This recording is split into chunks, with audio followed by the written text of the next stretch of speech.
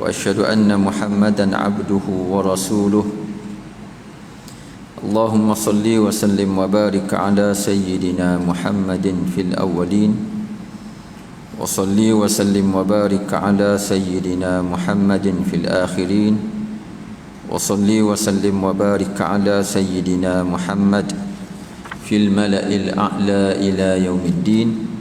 أما بعد، السلام عليكم ورحمة الله تعالى وبركاته. Alhamdulillah, pada malam yang berbahagia ini, marilah kita sama-sama mengucapkan syukur kita kehadrat Allah Subhanahu wa taala, kerana dengan limpah kurnianya kita masih lagi diberikan oleh Allah Subhanahu wa taala, diberikan peluang, diberikan kekuatan oleh Allah Subhanahu wa taala untuk sama-sama kita menunaikan tanggungjawab kita sebagai seorang muslim. Sebentar tadi kita telah menunaikan solat fardu maghrib secara berjemaah, dan insya-Allah tuan-tuan kita akan meneruskan dengan kuliah pada malam ini. Muslimin muslimat yang dirahmati Allah Subhanahu wa taala, saya diminta untuk memenuhi masa pada malam ini tuan-tuan, dan dengan waktu isyak yang dekat. Jadi saya berhasrat untuk berkongsi dengan tuan-tuan satu tafsir surah Al-Asr, dan tafsir yang saya guna ialah tafsir Al-Munir yang dikarang oleh Syekh Dr. Wahbah Zuhaili. Muslimin muslimat yang dirahmati Allah Subhanahu wa taala, surah Al-Asr ini seperti mana yang tuan-tuan sedia hafal, berbunyi bismillahirrahmanirrahim, wal asri wal asr innal insana lafi khusr illa alladhina amanu wa amilus salihat wa tawasaw bil haqqi wa tawasaw bis sabr. Maksudnya demi masa, wal asri demi masa, innal insana lafi khusr, sesungguhnya manusia berada dalam kerugian, illal ladina amanu wa amilus salihat, kecuali orang yang beriman dan beramal soleh, wa tawasaw bil haqqi wa tawasaw bis sabri, serta saling berpesan-pesan agar menurut kebenaran dan berpesan agar bersabar. Muslimin muslimat yang dirahmati Allah Subhanahu wa taala, surah ini tuan-tuan antara surah yang ringkas, yang pendek dalam Al-Quran, yang hanya mempunyai 3 ayat sahaja. Surah ringkas insya-Allah pada malam ini.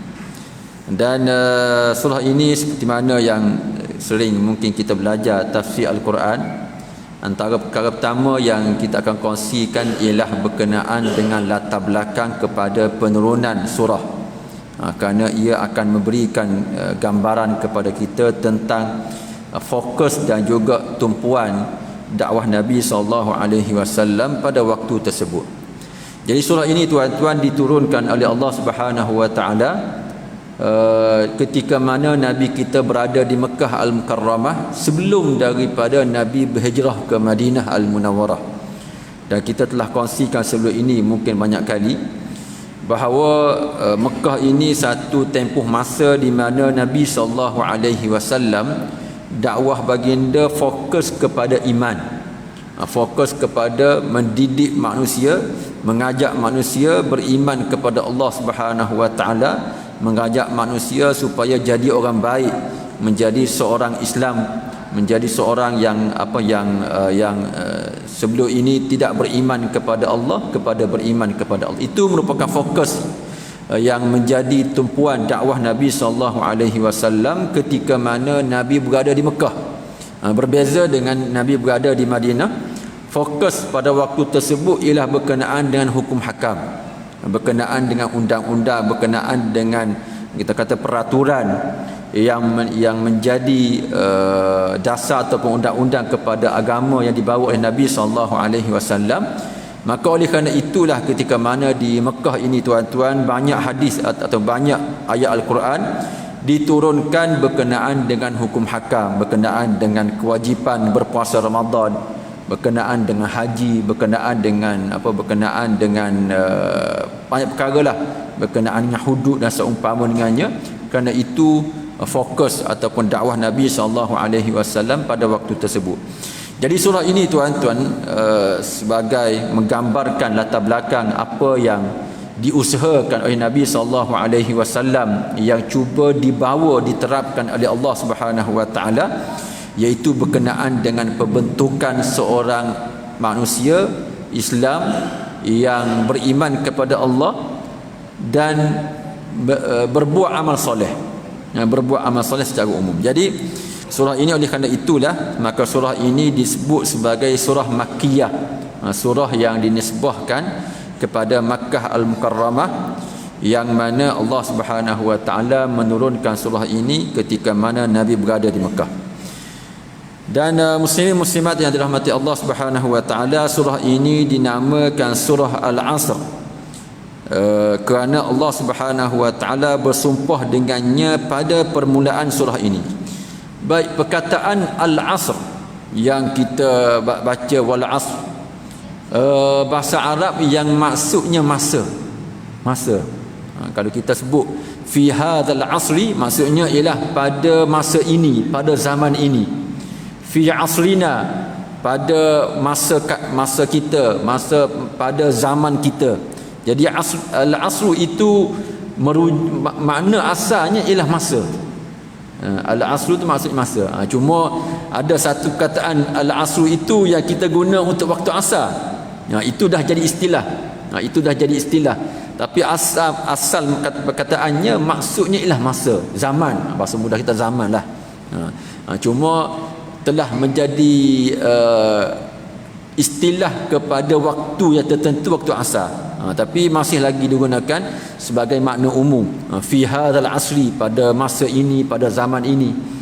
Jadi pada surah ini Allah Subhanahu Wa Taala telah bersumpah dengan kalimah al-asr yang maksudnya asar, bukan maksud waktu asar yang kita sedia maklum sebelum maghrib itu, tak. Bahkan merujuk kepada makna asalnya, iaitu masa ataupun zaman. Jadi perkataan tersebut Allah Subhanahu Wa Taala telah bersumpah dengannya. Allah Subhanahu Wa Taala telah bersumpah wal asri. Dan sempena dengan perkataan yang pertama itu, maka ia telah diangkat untuk menjadi nama kepada surah ini. Jadi kalau kita sebut surah Al-Asr ataupun surah Wal Asr, jadi kita sedia maklum bahawa ia merujuk kepada surah yang kita akan kongsikan pada malam ini. Baik, disebut di sini bahawa al-asru bererti masa. Al-asru bererti masa. Ini merujuk kepada makna yang asal. Maksudnya kalau kita buka kamus, al-asru itu masa, bukan al-asru itu merujuk kepada waktu sebelum daripada maghrib. Dan masa ini, kalau sebut masa, ia merangkumi banyak perkara. Kalau kita sebut masa ini merangkumi banyak perkara. Masa ini disebut oleh ulama satu ciptaan Allah Subhanahu Wa Taala. Ia makhluk Allah. Dan menariknya berkenaan dengan makhluk Allah yang bernama masa ini, ia merangkumi semua makhluk Allah Subhanahu Wa Taala yang lain. Maksudnya ialah mana-mana makhluk Allah Subhanahu Wa Taala yang diciptakan oleh Allah Subhanahu Wa Taala, ia akan tertakluk kepada masa. Tak kira lah makhluk apa pun, binatang ke, haiwan ke, aras sekalipun, ia akan tertakluk kepada masa. Yang tak tertakluk kepada masanya ialah Allah Subhanahu Wa Taala. Itu sahaja. Kenapa? Kerana masa itu ialah makhluk Allah Subhanahu Wa Taala.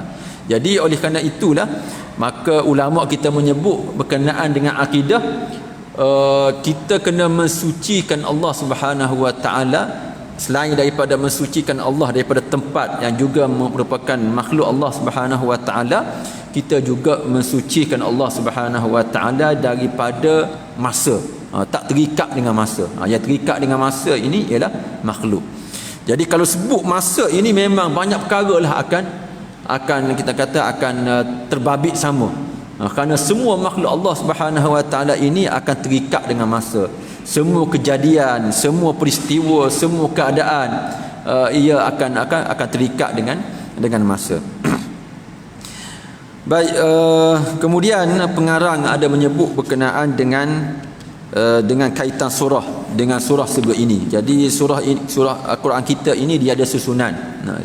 Seperti mana yang tuan-tuan sedia maklum, dia ada susunan yang merupakan ada ulama yang menyebut bahawa susunan surah itu merupakan kita kata panduan ditunjuk oleh Nabi SAW.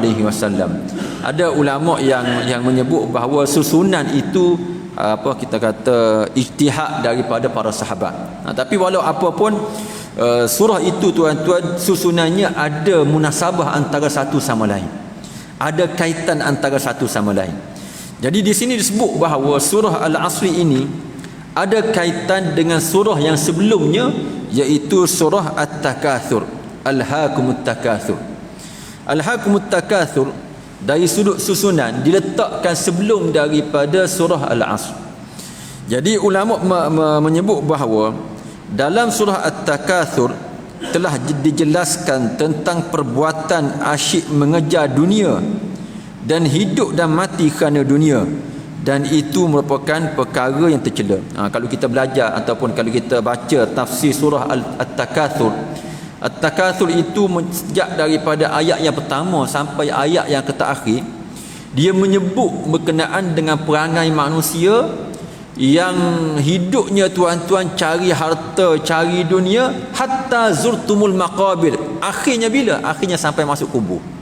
Maksudnya ialah At-Takatsur itu cerita berkenaan dengan manusia atas muka bumi ini yang kehidupan 24 jam dia, masa dia diberikan untuk mencari dunia, dan kata Allah Subhanahu Wa Taala hatta zurtumul maqabir, berhenti cari dunianya ialah ketika mana dia masuk lubang kubur.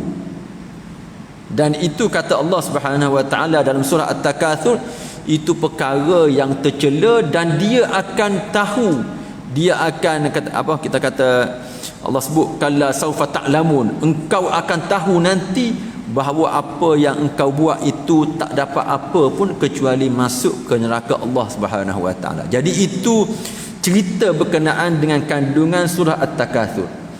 Jadi surah yang kita baca, yang kita nak kongsikan pada malam ini, menerangkan tentang apa yang sepatutnya.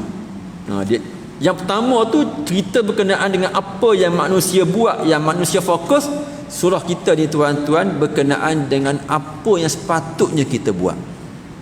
Dia jelaskan dulu berkenaan dengan apa yang manusia buat, kemudian Allah Subhanahu Wa Taala menjelaskan sepatutnya apa yang dia buat.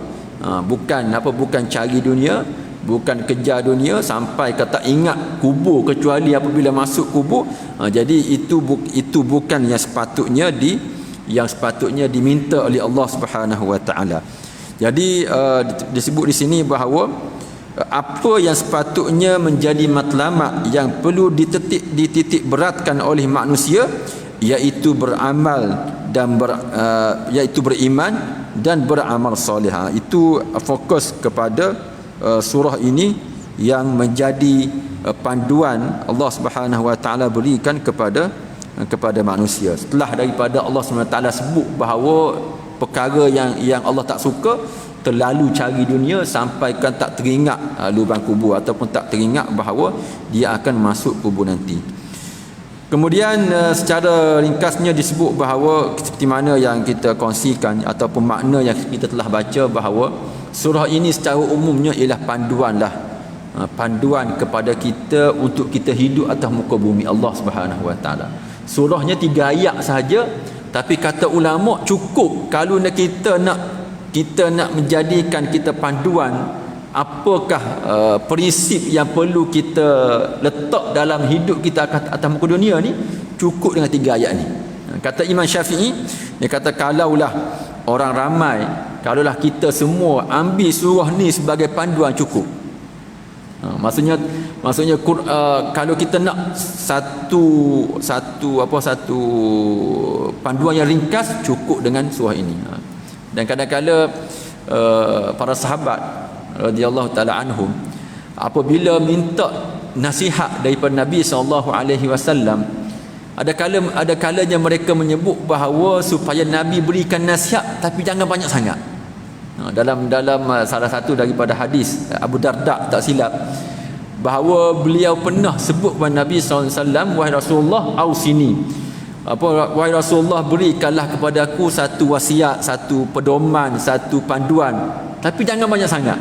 Itu kita kata satu perkara yang memang manusia ni kalau boleh nak ringkas, nak mudah supaya boleh ingat, boleh pegang. Banyak sangat ni tuan-tuan tak terpegang. Banyak sangat ni satu benda yang akhir sekali tak tahu mana satu. Tak tahu mana satu nak ingat, tak tahu mana satu yang kita boleh jadikan panduan kan. Jadi begitulah surah ini, ia memberikan kepada kita satu panduan yang ringkas, yang tidak banyak, sehingga kan kata Al-Imam Syafi'i, surah ini kalau kita nak jadikan sebagai panduan sudah cukup menjadi panduan kepada kita tentang apa yang perlu kita fokus dan matlamat kita dalam kehidupan dunia ini. Baik muslimin muslimat yang dirahmati Allah Subhanahu wa taala, antara kelebihan surah ini seperti mana yang disebut di sini adalah dua tiga perkara disebut.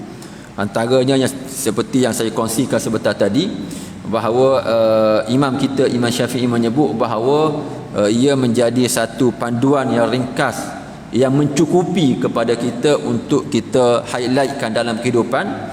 Dan yang kedua yang disebut di sini ialah berkenaan dengan apa yang mungkin kita sering buat, iaitu selepas daripada majlis, selepas daripada kita berkumpul kan, kita baca tasbih kafarah dan surah wal asri.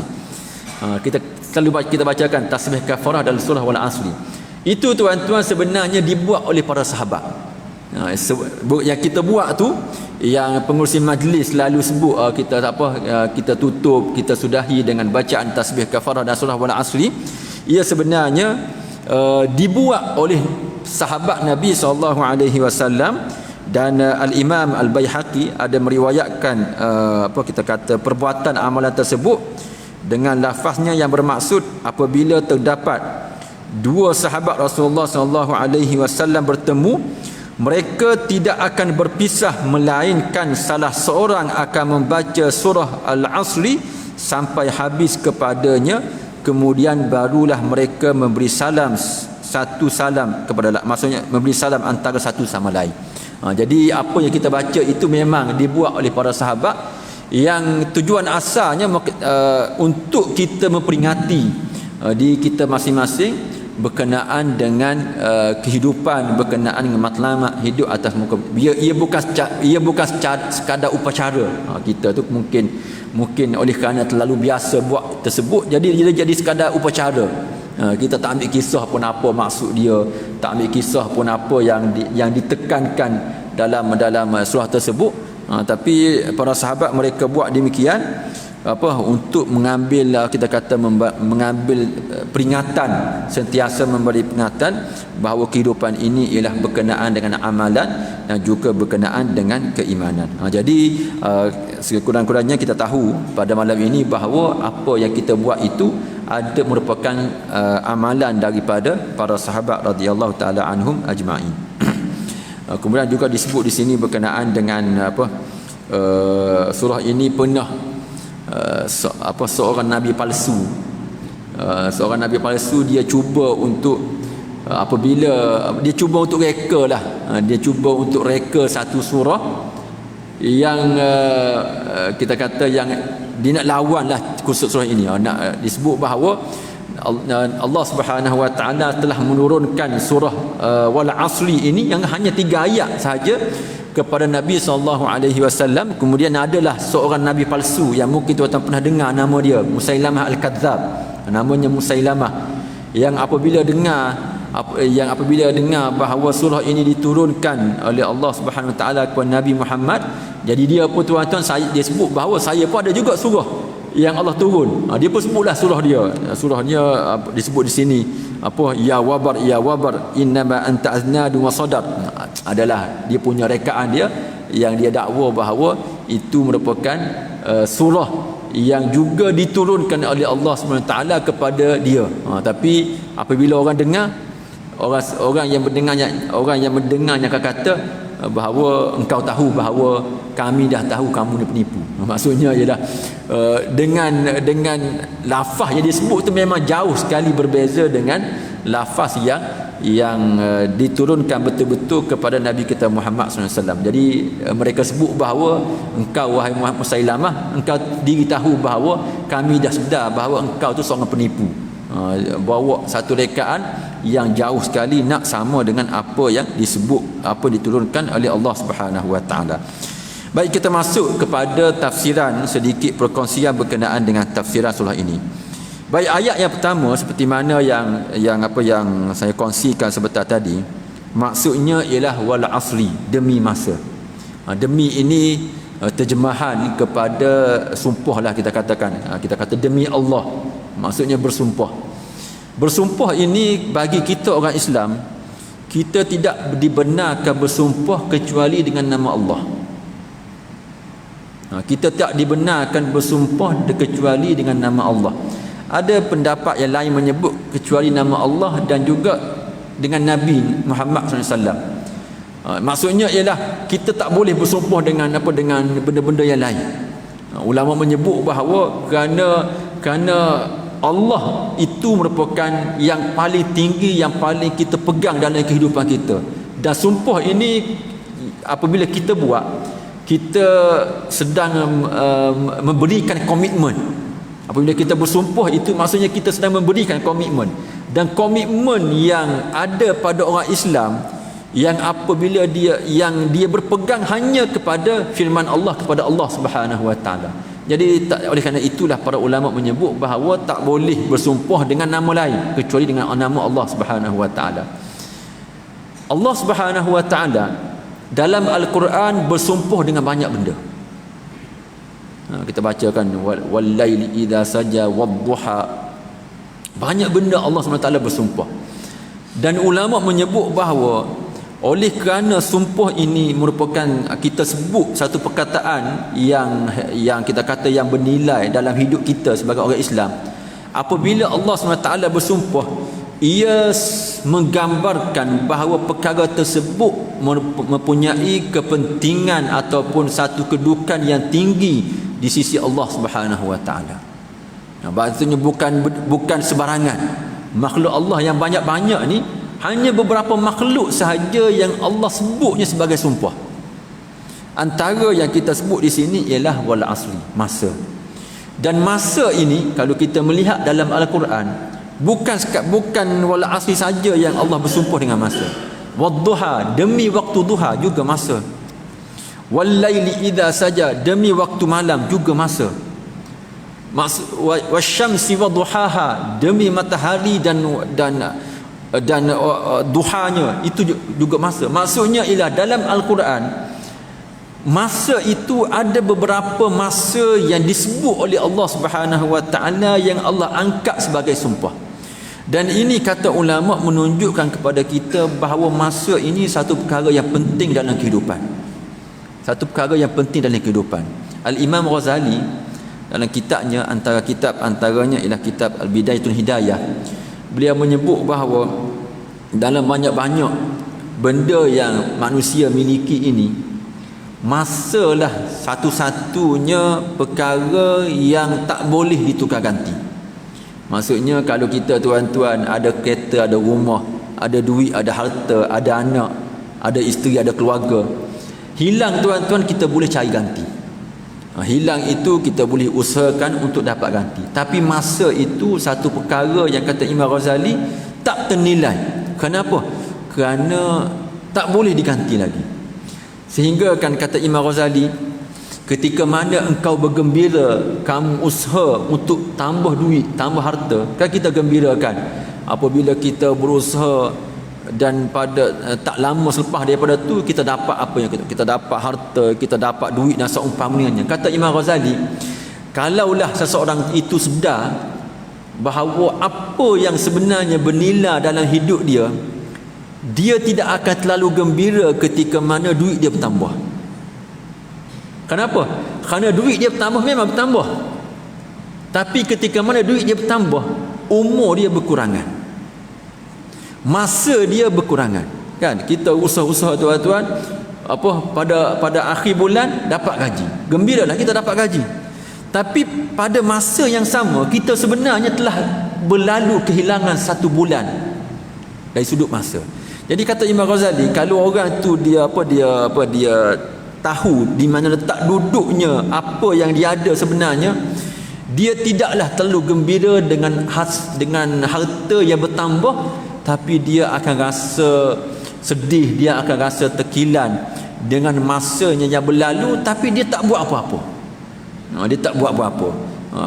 Itu yang disebut oleh Imam Ghazali yang dicerita panjang lah, bahawa masa itu merupakan satu perkara yang paling bernilai, kan, sampai ke peringkat dalam surah As-Sajadah yang kita baca setiap pagi Jumaat, kan, antara permintaan manusia depan Allah Subhanahu wa taala, Rabbana farji'na na'mal amal Rabbana absarna wa sami'na farji'na na'mal salihan inna muqinun. Farji'na na'mal salihan inna muqinun.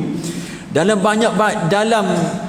permintaan, satu-satunya permintaan yang disebut oleh Allah Subhanahu wa taala ketika mana manusia ni jumpa dengan Allah, bukan minta supaya bertambah harta, bukan minta supaya bertambah macam-macam yang kita minta pada hari ni. Itu tidak akan kita minta depan Allah. Yang kita mintanya ialah supaya Allah Subhanahu wa taala hidupkan kita balik atas muka dunia, hantar kita balik atas muka dunia supaya kita boleh buat amalan, kerana kita dah sedar bahawa kerana kita telah pun ataupun kita telah yakin bahawa janji Allah itu benar. Apa disebut dalam surah sejarah tadi, farji'na na'mal salihan, pulangkanlah kami ke dunia supaya kami boleh buat amal soleh, inna muqinun, kerana kami dah yakin dah. Jadi oleh kerana itulah, maka masa itu satu perkara yang memang betul-betul besar dalam kehidupan orang Islam. Dan oleh kerana itu jugalah maka Allah Subhanahu wa taala beberapa kali highlight ataupun menonjolkan masa ini melalui sumpah yang seringkali Allah Subhanahu wa taala letakkan pada ayat yang pertama. Kemudian ayat yang kedua menyebut innal insana lafi khusr, sesungguhnya manusia berada dalam kerugian. Dalam ayat ni tuan-tuan, Allah Subhanahu wa taala sebut berkenaan dengan kebanyakan ataupun keadaan yang biasa, yang normal dalam kehidupan, iaitu manusia ni rugi. Yang mana kita telah pun sebut pada awal tadi bahawa dalam surah At-Takatsur Allah Subhanahu wa taala menyebut bahawa manusia buat perkara yang tak sepatutnya. Duk cari harta sampai ke peringkat berhenti ketika mana masuk kubur. Jadi dalam ayat ini Allah SWT menyebut bahawa manusia ni secara umumnya rugi, berada dalam rugi. Kenapa? Kerana dia duk cari benda lain. Dia duk cari benda lain sampai ke lubang kubur, dia cari benda lain. Jadi oleh kerana itulah maka ayat ni menyebut bahawa manusia itu sentiasa dalam kerugian. Disebut di sini bahawa Allah Subhanahu wa taala bersumpah dengan masa dan menegaskan bahawa orang-orang yang hanya memberikan tumpuan kepada kerja dunia dan menyimpang daripada kebenaran dalam urusan perniagaan dan kehidupan mereka berada dalam kerugian. Itu yang disebut, yang digambarkan dalam perkataan innal insana lafi khusr. Dan ada juga disebut bahawa satu hadis Nabi SAW, oleh kerana masa ini satu ciptaan Allah yang Allah Subhanahu wa taala sebut dengan jelas, dan Allah Subhanahu wa taala bersumpah dengannya, dinukilkan bahawa Nabi SAW pernah bersabda, la tasubbud dahra fa innallaha huwad dahr. Jangan sekali-kali kamu mencela masa, kerana Allah itu sinonim dirinya dengan masa. Maksudnya ialah kalau kita ada mungkin ada di kalangan kita tuan-tuan yang tak puas hati, tapi dia salahkan masa dia. Tak sempat lah, bukan kebetulan, macam-macam lah dia sumpah yang dia cacinya, yang dia salahkan ialah masa dia. Jadi disebut oleh Nabi SAW, jangan kamu sumpah, kamu hina masa, kerana masa itu ialah ciptaan Allah Subhanahu Wa Taala yang Allah Subhanahu Wa Taala sering kaitkan dengannya. Baik, kemudian Allah Subhanahu Wa Taala menyebut illal ladzina amanu wa amilus solihat. Kemudian dalam ayat yang seterusnya Allah Subhanahu Wa Taala mengecualikan beberapa kategori manusia daripada mendapat kerugian. Jadi cara Allah SWT susun ayat ni ialah Allah letakkan, sebut dahulu apa yang menjadi kita kata yang menjadi arus perdana dalam kehidupan manusia, yang mana manusia secara perdananya, secara kebanyakannya mereka semua hidup dalam kerugian. Kemudian Allah Subhanahu Wa Taala kecualikan siapakah orang yang terkecuali ataupun seorang yang tidak mendapat kerugian, iaitu firman Allah Subhanahu Wa Taala illal ladzina amanu wa amilus solihat wa tawasaw bil haqqi wa tawasaw bis sabr.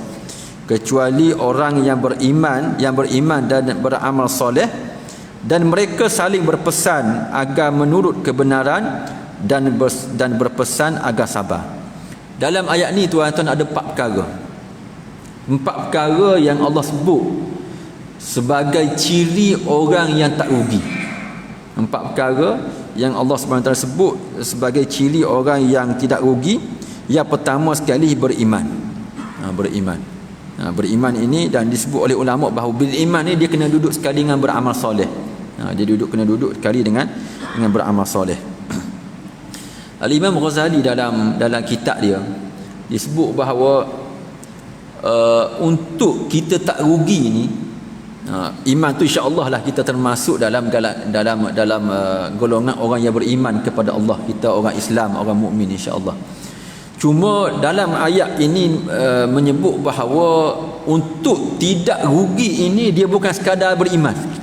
Dia kena beriman dan juga kena beramal soleh. Al-Imam Ghazali dalam kitab dia menyebut bahawa untuk beramal soleh ni kena buat jadual.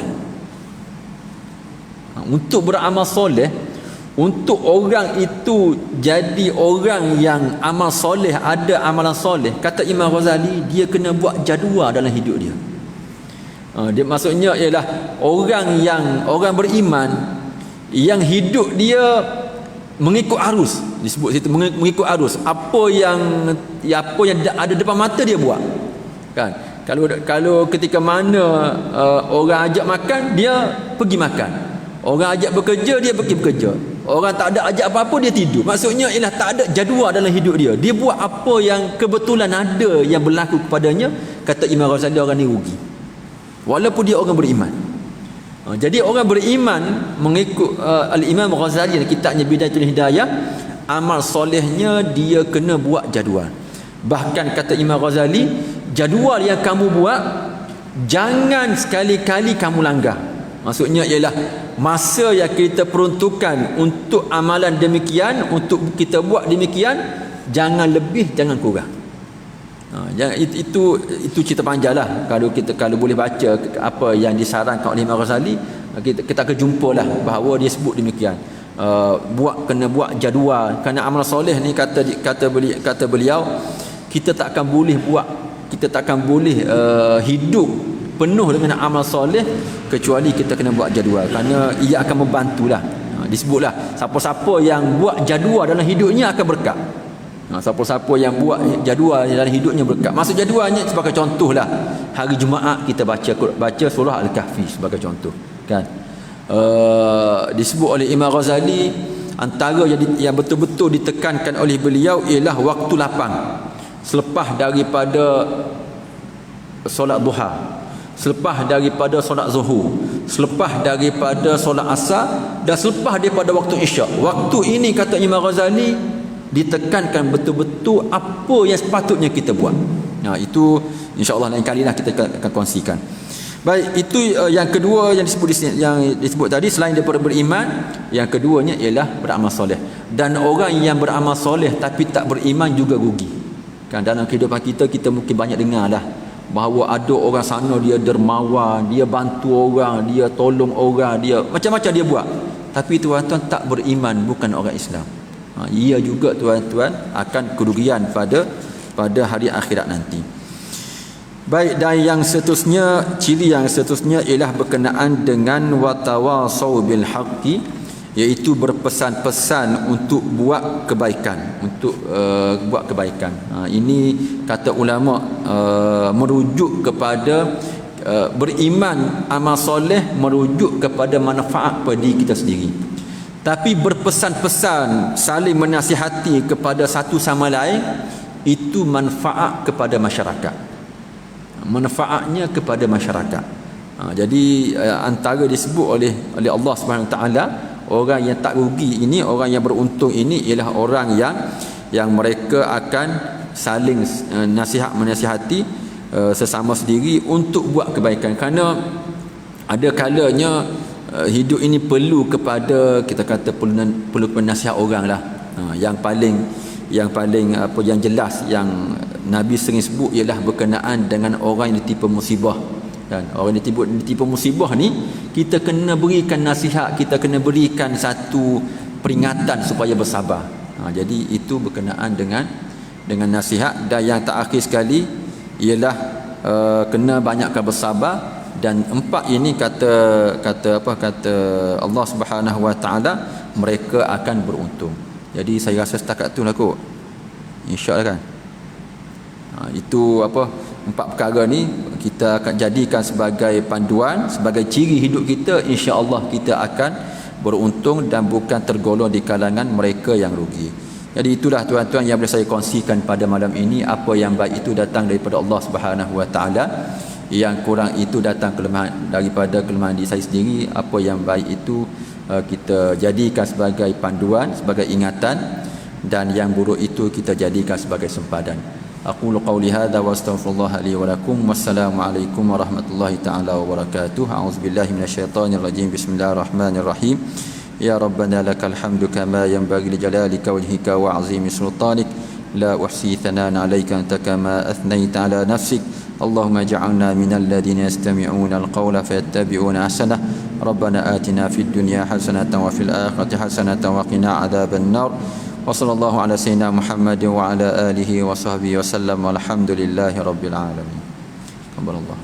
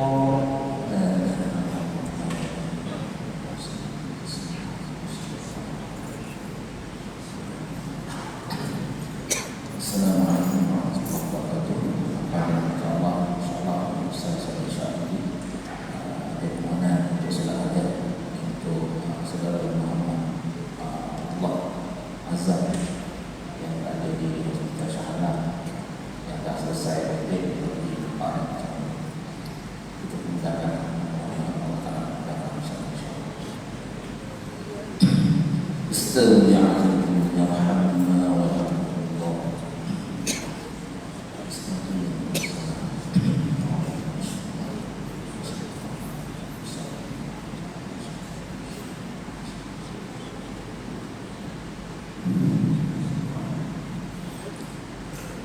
Allahu Akbar.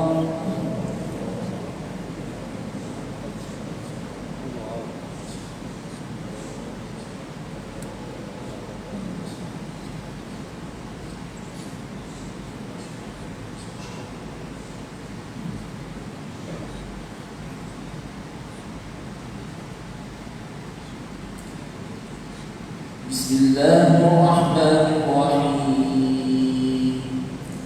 Alhamdulillahi rabbil alamin. Ar-Rahmanir Rahim.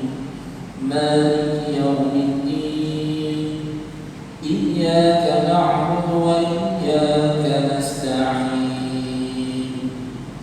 Ihdinas siratal mustaqim, siratal ladzina an'amta 'alaihim ghairil maghdubi 'alaihim waladdallin.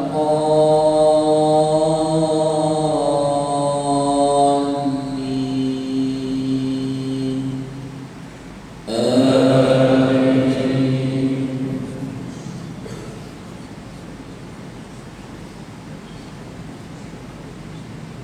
Bismillahirrahmanirrahim. Was-samaa'i wat-tariq. Wa ma adraka mat-tariq. An-najmu ats-tsaqib.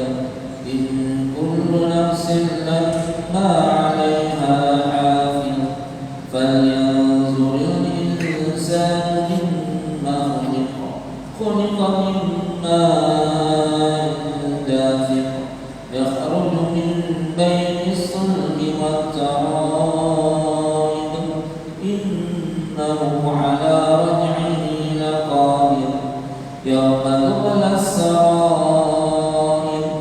Fama lahu min quwwatin wala nasir. Was-samaa'i dhatir raj'. Wal-ardi dhatis sad'i. Innahu laqawlun fasl. Wa ma huwa bil-hazl.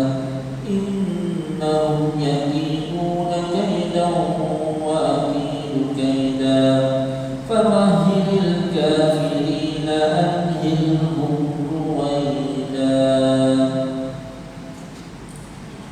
Allahu Akbar.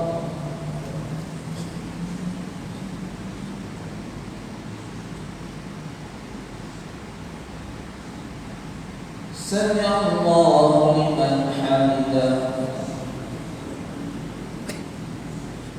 Allahu Akbar.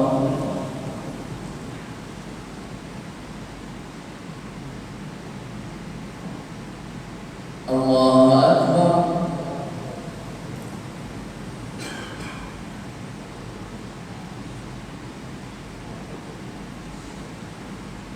Allahu Akbar.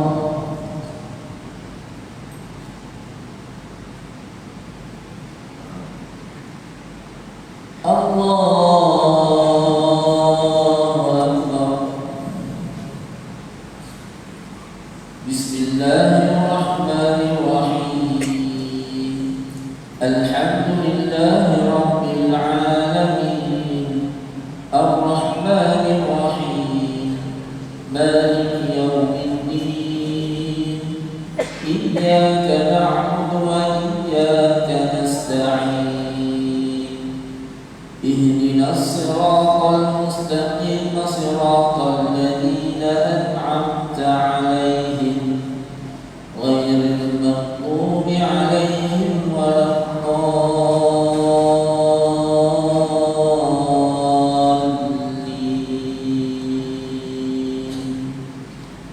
Amin.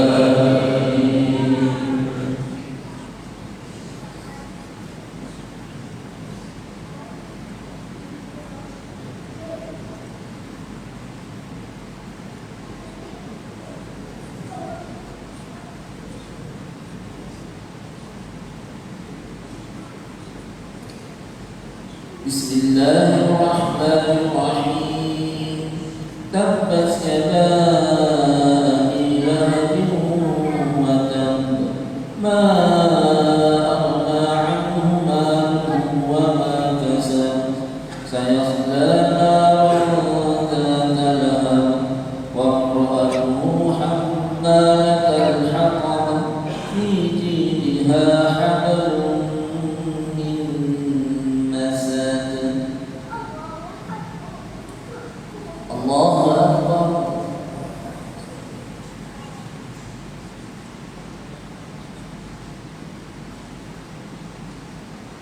Sami'a Allahu liman hamidah.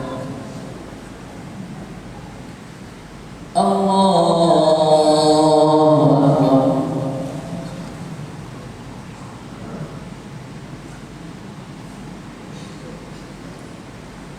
Allahu Akbar.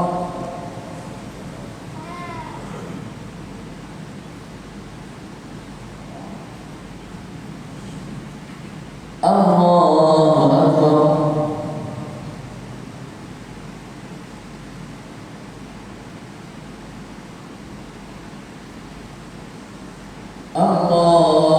Allahu Akbar.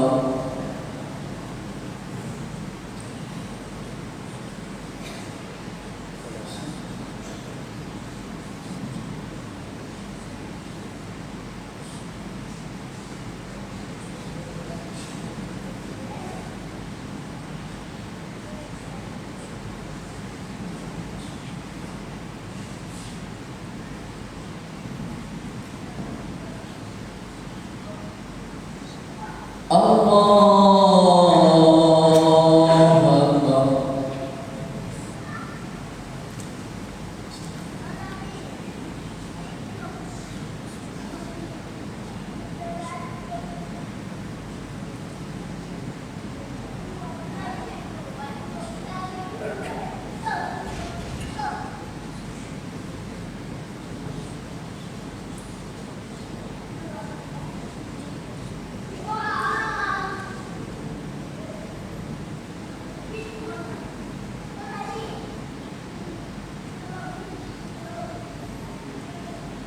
Allahu Akbar.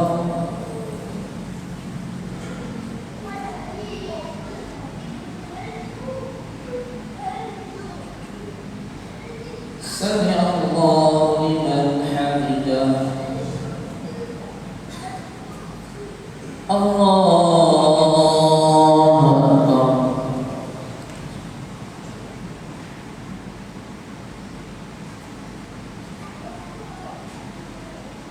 Allahu Akbar.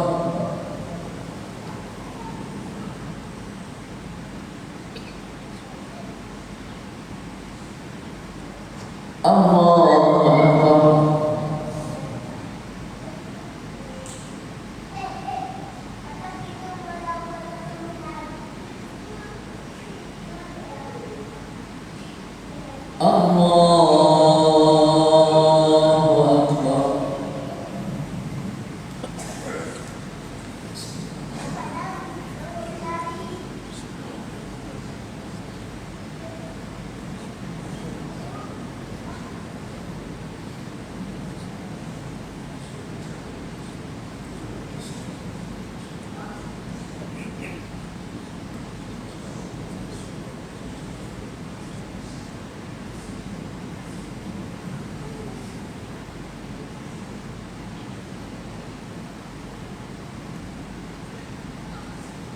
Allahu Akbar.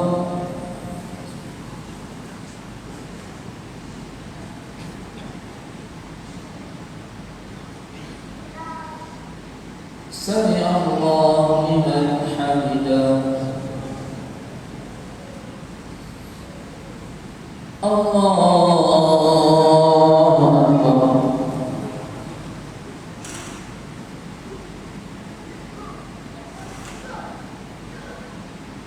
Allahu Akbar.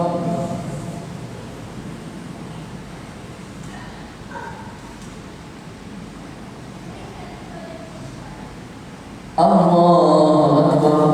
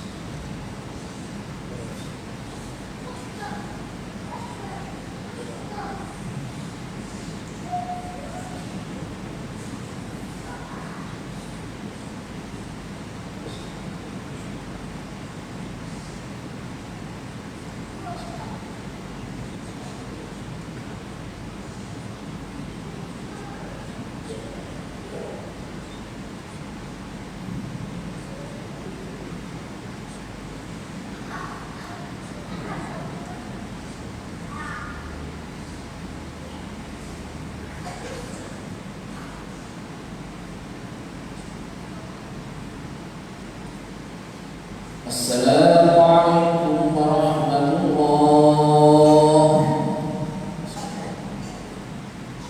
Assalamualaikum warahmatullahi.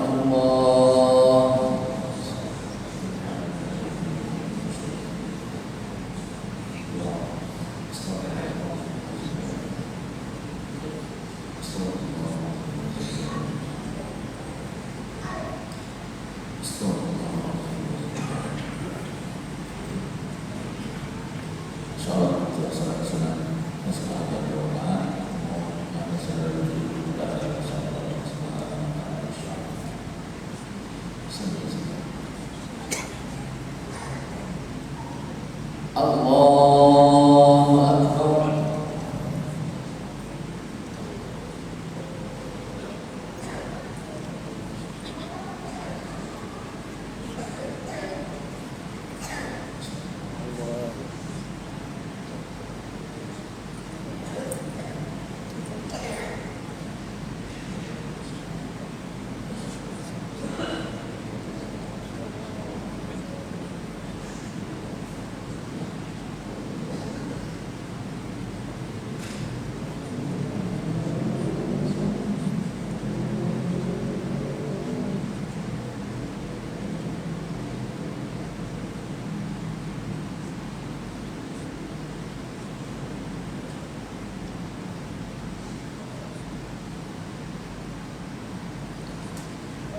Allahu Akbar.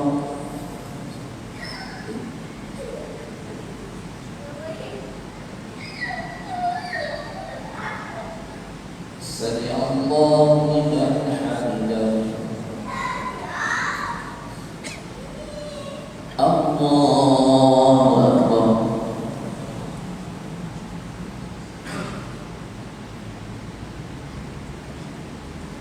Allahu Akbar.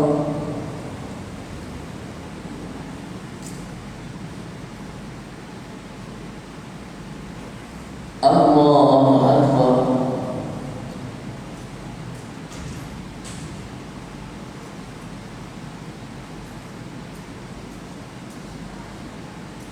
Allahu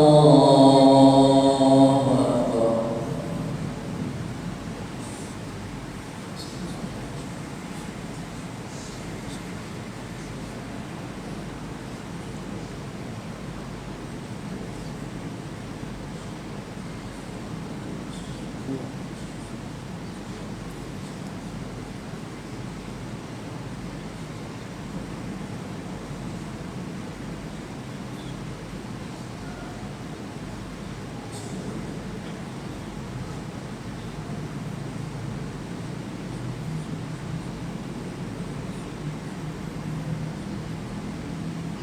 Allahu Akbar.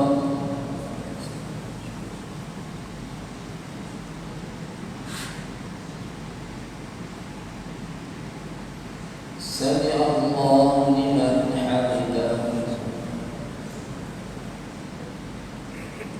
Allahu Akbar.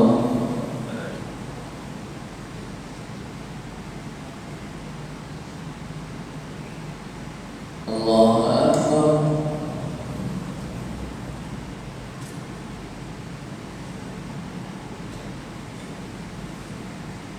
Allahu Akbar.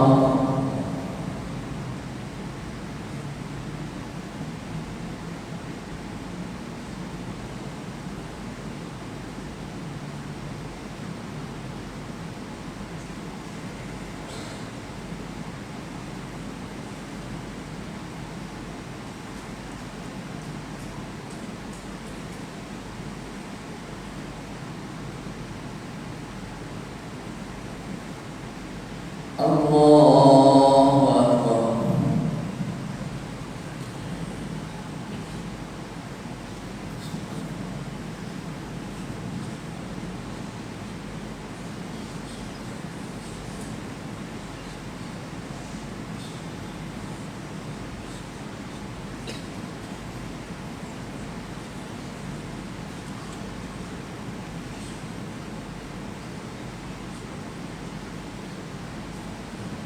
Assalamualaikum warahmatullahi.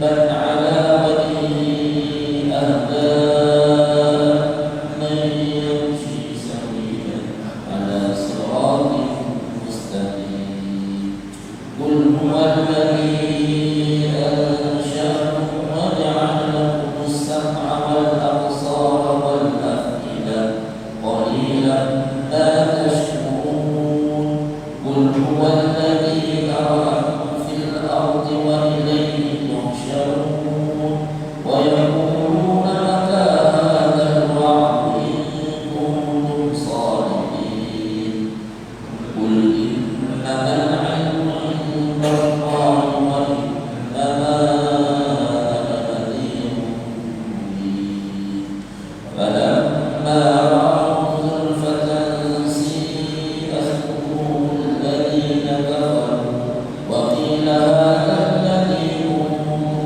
به تدعون قل أرأيتم إن أهلكني الله ومن معي أو رحمنا فمن يجير الكافرين من عذاب أليم قل هو الرحمن آمنا به وعليه توكلنا فستعلمون من هو في ضلال مبين قل أرأيتم إن أصبح ماؤكم غورا فمن يأتيكم بماء صدق الله العظيم. بسم الله الرحمن الرحيم اللهم ارحمنا بالقرآن واجعله لنا إماما ونورا وهدى ورحمة اللهم ذكرنا مما نسينا وعلمنا مما جهلنا وارزقنا تلاوته آناء الليل وأطراف النهار واجعله لنا حجة يا رب العالمين والحمد لله رب العالمين.